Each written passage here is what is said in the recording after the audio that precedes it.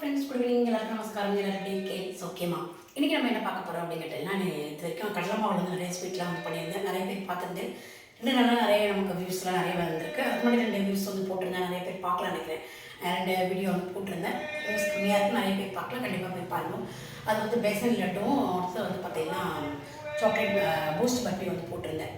இப்போ அடுத்த 2 நாளாக நல்லா நிறைய பேர் பார்த்துருக்கேன். நீங்கள் வந்து ட்ரை பண்ணி பாருங்கள். ட்ரை பண்ணி பார்த்துட்டு எப்படின்னு எனக்கு ஒரு கமெண்ட்ஸும் பண்ணி பண்ணுங்க.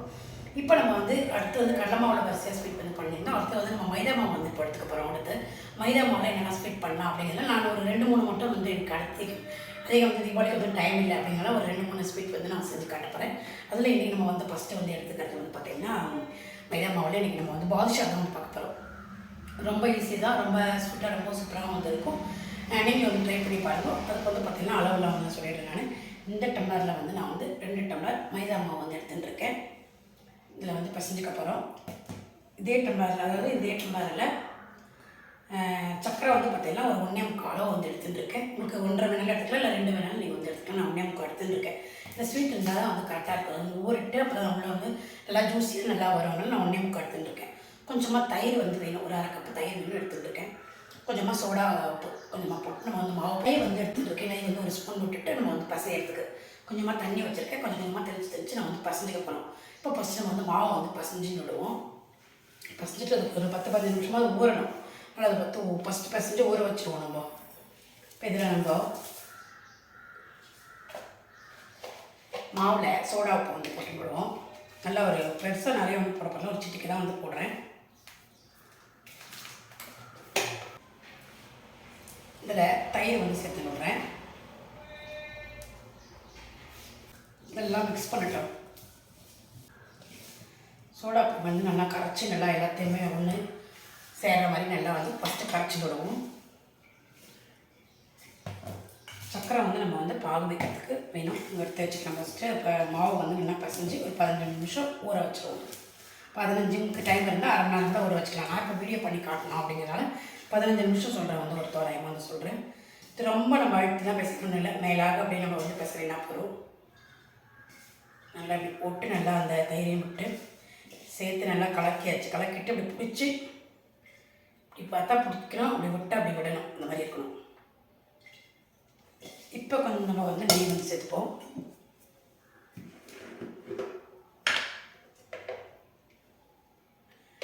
நெய் இல்லைன்னா ஒரு 2 ஸ்பூனே வந்து நான் விட்டுக்கிறேன்.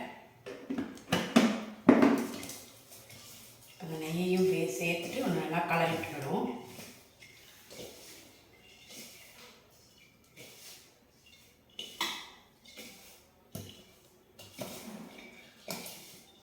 தண்ணி வந்து பார்த்தீங்கன்னா கொஞ்சம் கொஞ்சமாக தான் தெளித்து வந்து பிசையணும். ரொம்ப லூஸாக பிசைஞ்சிடக்கூடாது.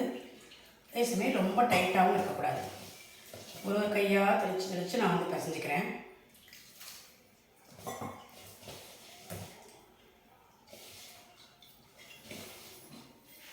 இப்படியே மேலாக தான் அப்படி பிசையணும்.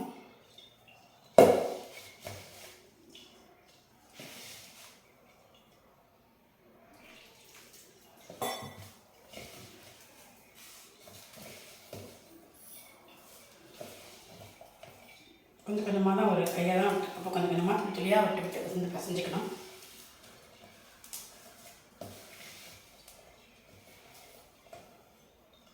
அதுதான் கொஞ்சமாக விட்டால் போதும், சரியாக இருக்கும். இது தேவையில்லை. மொத்தம் ஒரு 4 கொஞ்சம் கொஞ்சமாக ஒரு 4 தடவை விட்டு தேவைதான். மேலாக தான் வந்து பிசைகிறேன். ரொம்ப அழுத்தம் வந்து கொடுக்கல. சப்பாத்தி மாவு செய்கிறோம்ல, அழுத்தெல்லாம் பிசைய வேண்டாம். சும்மா அப்படி லேசாக பிசைச்சிட்டு நல்லா ஒரு 15 நிமிஷத்துக்கு ஊற விட்டுருவோம்.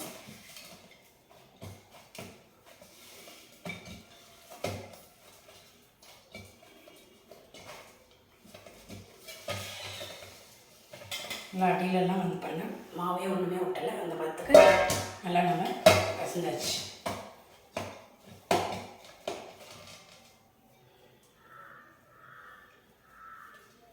நல்லா இந்த மாதிரி கொத்தமல்லி பிசையும் போது உங்களுக்கு நல்லா லேயராக நல்லா வரணும். பாதுஷா அந்த மாதிரி நல்லா எடுத்து பசஞ்சிக்கணும். ஒன்றோட ஒன்று எடுத்து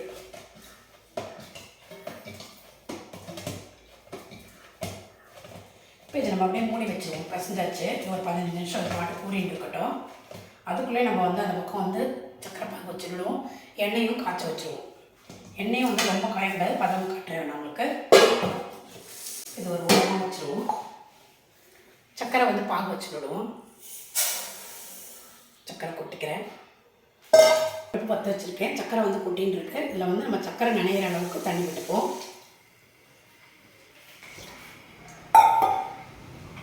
இதை கரையிட்டோம், சர்க்கரை கரையிட்டோம். பதம் வரும்போது நான் உங்களுக்கு காட்டுறேன். இது கிடையாதுன்னா சர்க்கரை வந்து கரைஞ்சாச்சு.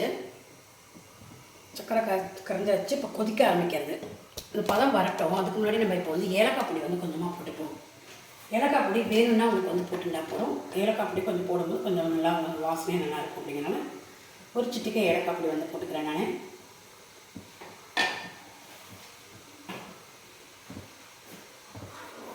போட்டுட்டு இதை கலக்கி விட்டுக்கலாம். நல்லா அது வந்து பார்த்திங்கன்னா ஒரு என்ன சொல்கிறது, நல்லா கொதிச்சு ஒரு பிசு பதத்துக்கு அடுத்த பதம் கொஞ்சம் லைட்டாக வரும்போது நம்ம ஆஃப் பண்ணிடணும். குலோப் ஜாமுனுக்குலாம் பண்ணுறோம் இல்லையா, அந்த பதத்தை விட அடுத்த பதத்துக்கு கொஞ்சம் வரட்டும். அது வந்து பிசு பதம் குலோப் ஜாமுனுக்கு நம்ம பண்ணுறது. கொஞ்சம் பிசுன்னு வாங்கும்போது நம்ம ஆஃப் பண்ணிவிட்டு குலோப் ஜாமுனுக்கு ரெடி பண்ணுவோம். இது வந்து அதுக்கு அடுத்த பதம் கொஞ்சம் ஒரு செங்கு அப்படி வந்து வரும்போது ஆஃப் பண்ணிட வேண்டியதான். நம்ம ரொம்ப அழுக்காக இருக்கிறதுன்னு நீங்கள் கொஞ்சமாக பால் விட்டேன்னா மேலாக அப்படியே அழுக்கெல்லாம் பிரிஞ்சு அப்படியே வரும். அந்த அழுக்கெல்லாம் வந்து நீங்கள் எடுத்துக்கலாம். எடுத்துகிட்டு பண்ணும்போது நல்லாயிருக்கும் க்ளீனாக சக்கரை. என்னோடய பெருசாக அழுக்க ஒன்றும் இல்லைங்கிறனால நான் அப்படியே வந்து போடுறேன்.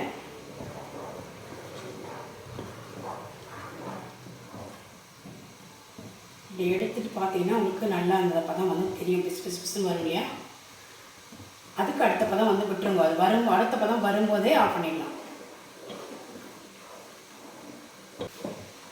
இந்த மாதிரி இந்த பக்கம் வந்து பார்த்தீங்கன்னா ஆயில் தான் நான் வந்து வச்சுருக்கேன்.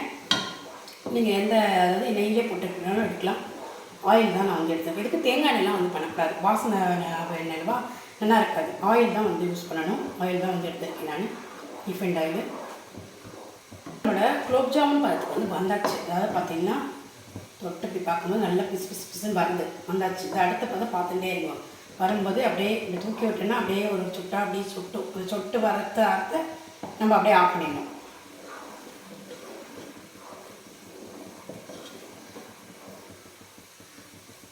இப்படி நம்ம தூக்கி பார்க்கும்போது தெரியும். அப்படியே முள்ள அப்படியே ஒன்று ஒன்றா ஒரு சுட்டா அப்படியே இழுத்து விழும் இல்லையா, அந்த மாதிரி வரும்போது கொஞ்சம் அப்படியே நம்ம நிறுத்திடுவோம்.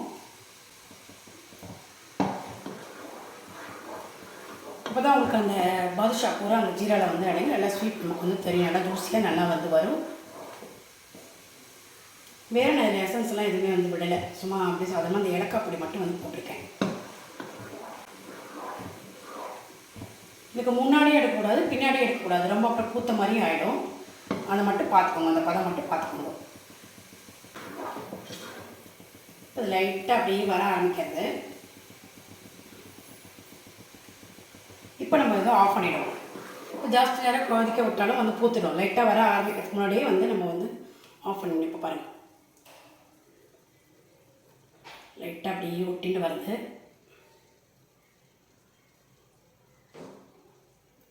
அந்த மாதிரி அப்படியே ஒழுகி வருது பார்த்தீங்களா, அதுதான் பதம். அந்த மாதிரி வரும்போது ஆஃப் பண்ணிடணும்.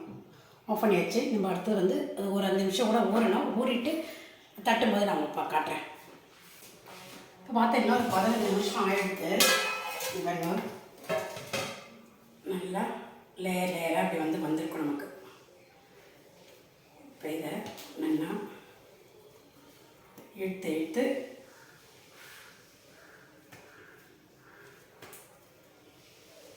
ஒன்றா பிச்சு ஒன்று மேலே ஒன்று சேர்த்து அப்படி நல்லா நம்ம பண்ணால் உங்களுக்கு பாதுஷா வந்து லேயராக அழகாக வந்து வரும்.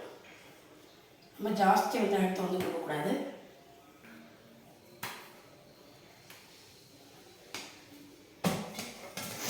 இப்போ இது கொஞ்சம் கொஞ்சமாக எடுத்து நெய்யோ ஏதோ இல்லைன்னா அவங்க கிடைக்கணும். நான் தூத்துலேயே மாவாக எடுத்து ஊட்டி காட்டுறேன் உங்களுக்கு.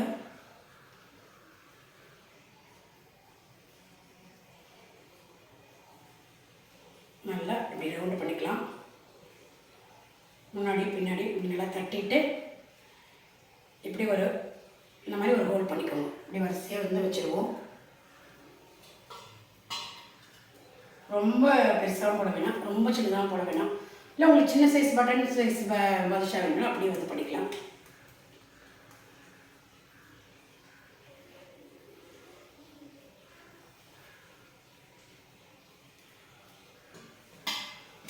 அந்த மாதிரி நம்ம வந்து நல்லா மாவு வந்துச்சு எடுத்து உருட்டி நல்லா இப்படி தட்டிப்போம்.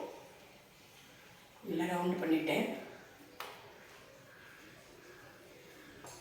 இப்படி ஒரு ஹோல் இப்படி ஒரு ஹோல் பண்ணி விட்டால் அவ்வளோதான்.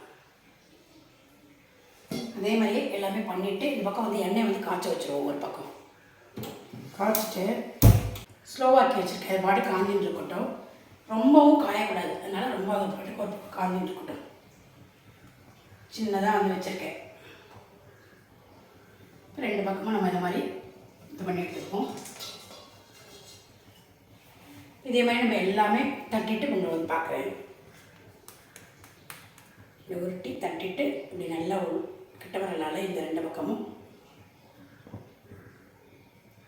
இப்படி நல்லா இப்படி எடுத்துனீங்கன்னா இந்த மாதிரி ஒரு ஹோல் மாதிரி வரும். இது பண்ணிவிட்டு இப்படி வச்சுருவோம். எல்லாமே இது மாதிரி வரிசையாக எல்லாமே பண்ணிவிட்டு பார்க்கலாம். நான் வந்து எல்லாமே ஃபுல்லாகவே வந்து தட்டியாச்சு. 2 டம்ளருக்கு ஒரு 25 பீஸ் வந்து வந்திருக்கு. 25 பீஸ்க்கு நான் காமிச்சேன் அந்த 2 டம்ளர் அளவுக்கு. இப்போ எண்ணெய் வந்து காஞ்சிருக்கு இல்லையா, மீடியம் சூடே வந்து இருந்தால் போதும். இங்கே பாருங்க, இப்போ இந்த சூட்லேயே நம்ம வந்து பொரிச்சு எடுத்துருவோம். இதிலே வந்து நம்ம போட்டுருவோம். ஸ்லோவாகவே பாட்டுக்கு வெந்துட்டு இருக்கட்டும். நல்லா ஒரு பக்கம் காஞ்சதுக்கப்புறமா வேணால் நம்ம வந்து பெருசாகிக்கலாம்.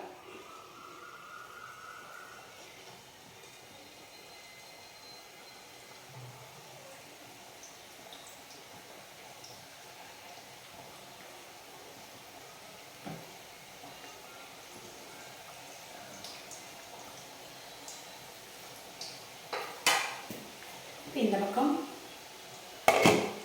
ஜீரா வந்து ரெடியாக இருக்குது. நல்லா சூப்பராக வந்து அந்த பதத்துக்கு வந்து நல்லாவே வந்து இருக்குது.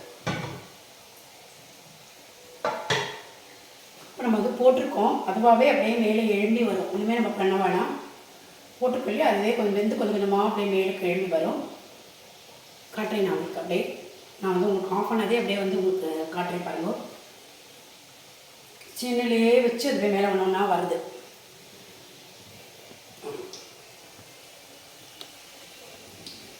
மேலே அப்படியே ஒன்றா எழும்பி வரும் பாருங்க. சிம்லேயே தான் வந்து வச்சுருக்கேன் நான். அந்த மாதிரி எண்ணெயும் வந்து ரொம்ப சின்னதாக காயத்தையே வந்து நம்ம வந்து போட்டுடணும். கொஞ்சமாக லைட்டாக, அது ரொம்ப எண்ணெய் காயக்கூடாது. அப்படியே ஒன்றா அப்படியே வந்து உங்களுக்கு வந்து மேலுக்கு வந்து வரும் அதுவாகவே. அந்த ஸ்டேஜில் முதல்ல அப்படியே வந்து உங்களுக்கு நகர்த்தி விடுது. கொஞ்சம் நல்லா வேகணும், உள்ளுக்குள்ளே வந்து நல்லா வேகணும். அதுக்கப்புறமா நீங்கள் வந்து நல்லா பெருசாக்கிக்கலாம். அதுக்கப்புறமா நல்லா நீங்கள் பெருசாக்கினா அப்புறம் மேலேயும் நல்லா உங்களுக்கு வந்து கலர் வந்து வரும். அதனால தான் வந்து சொல்கிறது, சிம்லேயே வச்சு நம்ம வந்து வச்சு எடுத்துக்கலாம். ஜாஸ்தி எண்ணெயும் வந்து காயப்படாது. மேலெல்லாம் அந்த மாவுலெல்லாம் அப்படியே எண்ணெய் மட்டும் கொஞ்சம் அப்படியே எடுத்து விடுங்க. ரொம்ப காயக்கூடாது. ரொம்ப காஞ்சிடுச்சுன்னா அடுத்த இடு போடுறதுக்கும் வந்து நீங்கள் வந்து பண்ணது நிறுத்திட்டு அப்புறமா இறக்கிட்டு திருப்பி கூட நம்ம வந்து மேலே ஏற்றிக்கலாம். ரொம்பவும் வந்து காயக்கூடாது. பாதுஷாக்கு வந்து பார்த்திங்கன்னா எண்ணெய் ரொம்ப காயக்கூடாது. எல்லாம் அப்போ தான் உங்களுக்கு எல்லாமே ஒரே லெவலாக வந்து சூப்பராக வந்து உங்களுக்கு நல்லா வரும். கோல்டன் கலரில் அது நம்ம மேலே பாதுஷா மேலே லேயராக வந்து வந்துருக்கு. நம்ம அந்த மாதிரி மாவு பேசிஞ்சாக அது மாதிரி வரும்.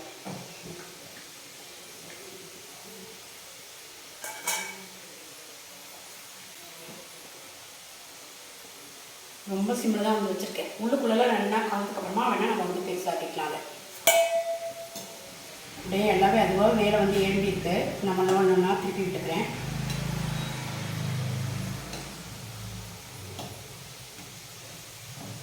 உள்ளுக்குள்ளே வந்து நல்லா மேலே நல்லா கோல்டன் கலரில் வரும் அதுவாகவே. கொஞ்சம் நேரம் கழிச்சு வேணால் நீங்கள் வந்து கொஞ்சம் பெருசு பண்ணிக்கலாம் வேணாம். இப்போ நல்லா உங்களுக்கு கோல்டன் கலரில் எல்லாம் நீங்கள் லெவலாக வந்து வரும்.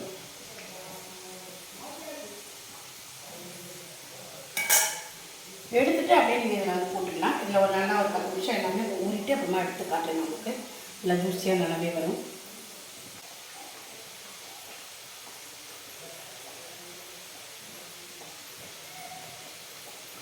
இந்த மாதிரி வேக வச்சிருக்கும்போது உள்ளுக்குள்ளே வந்து உங்களுக்கு வெள்ளை வெள்ளையாகவே இருக்காது. நல்லா பாதுஷா சூப்பராக ஜீராவில் உறிஞ்சு நல்லா ரெசிபியாக நல்லா ஜூஸியாக நல்லாவே வந்து வரும்.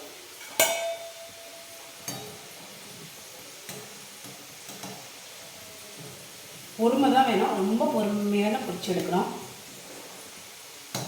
இதான் பாதுஷாலாம் நமக்கு நல்லா பாதுஷா மாதிரி நல்லாவே வந்து வரும்.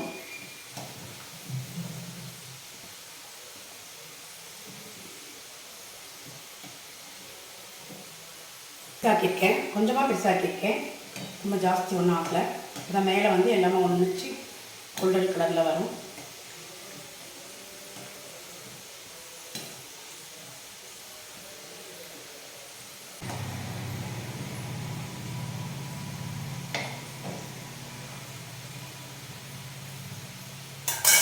பாருங்கள், நம்ம போட்டப்போ எப்படி இருந்தது, எப்படி வந்திருக்குன்னு. கொஞ்சம் தான் நான் வந்து பெருசாக்கியிருக்கேன். இப்போ தான் நல்லா அப்படியே வந்து கோல்டன் கலரில் வந்துட்டுருக்கு.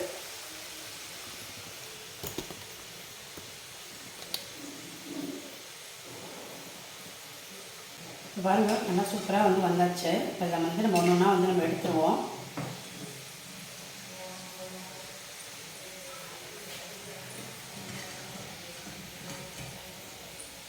நல்லா அந்த எண்ணெயை வடியை விட்டுட்டு எடுத்துக்கோங்க.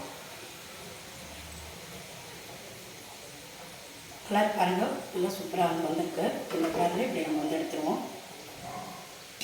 இது இல்லாமல் ஒன்று ஒன்று இடைக்கடிக்கு நம்ம அப்படியே திருப்பி திருப்பி விடணும்.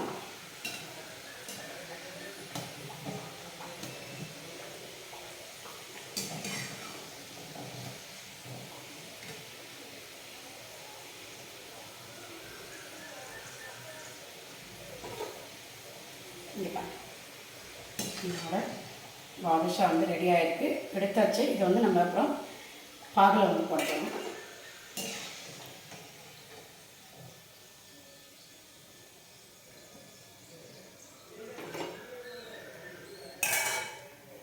இது எடுத்தாச்சு.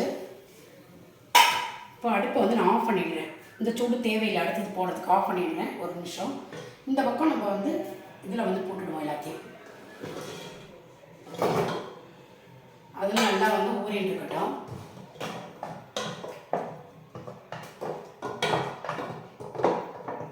நல்லா அந்த சக்கரை பாகில் ஊறிட்டு இருக்கட்டும். இங்கே பாருங்கள், இடைக்கிடைக்கு நம்ம வந்து கலரி கலரி வந்து விடணும்.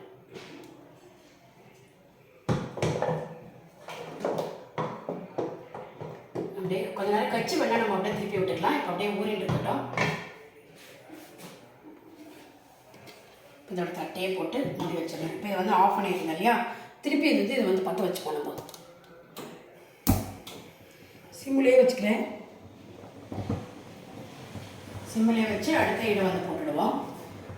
ரொம்ப காயக்கூடாது, உள்ளுக்குள்ளெல்லாம் நல்லா வேகாது. அதனால தான் சொல்கிறது. ரொம்ப காய்ச்சதுன்னா மேலே உங்களுக்கு கோல்டன் கலர் வந்துடும், உள்ளுக்குள்ளே வேகவே வேகாது, வெள்ளை வெள்ளையாகவே இருக்கும்.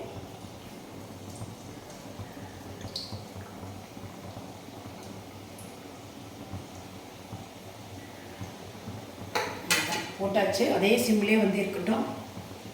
உள்ளுக்குள்ளே நல்லா வெந்து அப்படியே மேலே தன்னால முன்னாடி மாதிரி அப்படியே எழும்பி வரும். அதுக்கப்புறமா நம்ம வந்து திருப்பி விடுவோம். இதுவும் ஆகும்போது உங்களுக்கு காட்டுறேன். வேகட்டும் பாட்டுக்கும். பாருங்கள், அதுவாகவே எழுப்பி வந்திருக்கு. இதுவாகவே எழுப்பி வந்திருக்கு. இந்த ஸ்டேஜில் நம்ம ஒன்று ஒன்றா அப்படியே முள்ள திருப்பி விட்டுக்கணும்.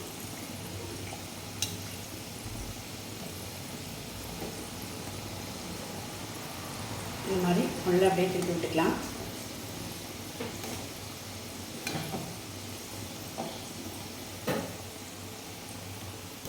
இப்போ முள்ள அப்படியே திருப்பி விட்டுருக்கேன். இது வந்து நல்லா உங்களுக்கு வேகட்டும், நல்லா கோல்டன் கலரில் வரட்டும். ஒரே சிம்பிள் தான் வந்து வச்சுருக்கேன், பெருசெல்லாம் ஆக்கவே இல்லை. பண்ண அவ்வளோ நேரமாக வந்து ஸ்லோவிலே தான் வந்து வச்சு போட்டு எடுத்துட்டுருக்கேன். அப்போ தான் முள்ள அப்படியே கோல்டன் கலரில் வந்து வருது. அப்போ தான் உங்களுக்கு வந்து உள்ளுக்குள்ளே நல்லா வந்து வேகும்.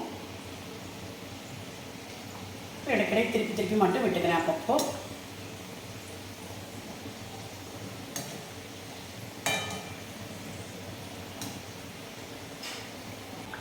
பார்த்தீங்கன்னா இது அப்படியே சிம்லேயே வச்சாச்சு. நான் சிம்லேயே வச்சு தான் வந்து எடுத்திருக்கேன். சூப்பராக வந்து நல்லா கோல்டன் கலராக எடுத்தவங்களுக்கு இதை வந்து எடுத்துடுறேன். நான் நல்லா எண்ணெயை வந்து நல்லா வடிய விட்டுட்டு எடுத்துக்கோங்க.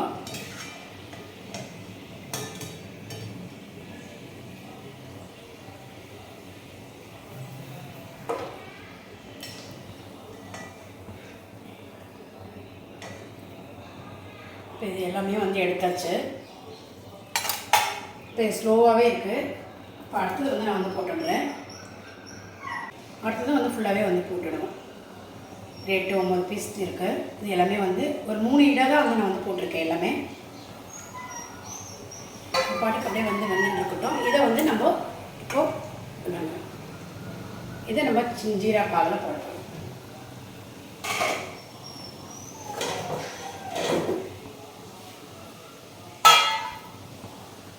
போட்டுட்டு இது நல்லா வந்து அமுத்தி விடுவோம். நல்லா திருப்பி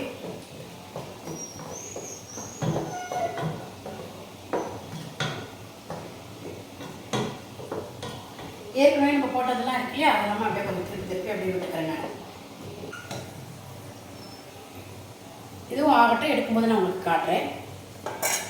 இங்கே பாருங்கள், இன்றைக்கி நம்மளோட பாதுஷா ரெசிபி சூப்பராக வந்திருக்கு. நீங்கள் பார்த்துருப்பீங்கன்னு நினைக்கிறேன். நீங்களும் வந்து ட்ரை பண்ணி பார்த்துட்டு இப்படி லைக் கமெண்ட்ஸ் பண்ணுங்கள். இனி நம்ம அடுத்த வீடியோவில் வேறு ஒரு ரெசிபி பார்க்கலாம். Okay, thank you.